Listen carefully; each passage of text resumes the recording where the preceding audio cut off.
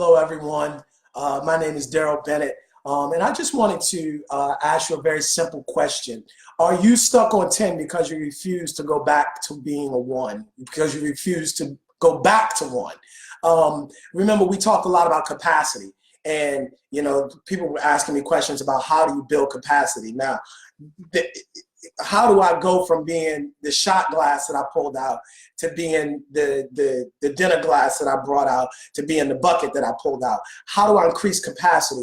Well, I can tell you one of the reasons that many people don't increase capacity is because they're so married to 10 that they refuse to go back to 1. Well, what do I mean? If you think about it, life is ebbs and flows, right? You're up and you're down.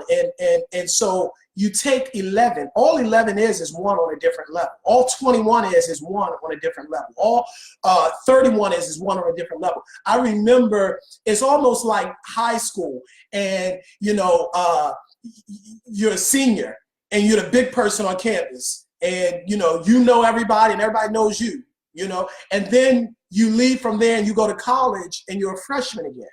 And some people symbolically refuse to go to the college level in life because they don't want to be a freshman again. They don't want to go through the period where they don't know people and where people talk to them all kind of crazy ways. I remember when I first got to college, a different way. Let's not forget that Henry Ford built his first car in his garage, but he was working at the Thomas Edison Company.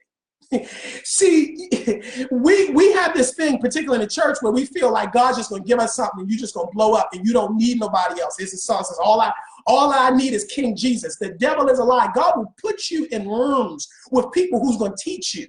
That's going to help you to realize you're doing that the wrong way. You got to shift it this way. Can you imagine if Henry Ford had never worked at the Thomas Edison Company? I don't know if he would have ever built that car, but he learned some things by being there. He may not have been the understudy to Thomas Edison himself, but he learned some things and he refined his craft and he built some things and realized, let's try it this way, let's do it this way. So when he built his own thing, he used those same skills and they were transferable. But it would have never happened if he wasn't willing to be a 1 again.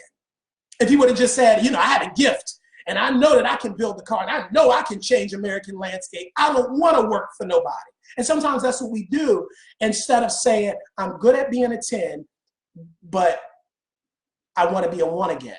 And it's not comfortable to be a 1. But like I said, if I go to 11, it's a 1 again. Now I'm in the room with 20s. And when I perfect this, I'll be a 1 again, and I'll be in the room with 30s. And then I'll be a 1 again, and then I'll be in the room with 40s. Now let me say this.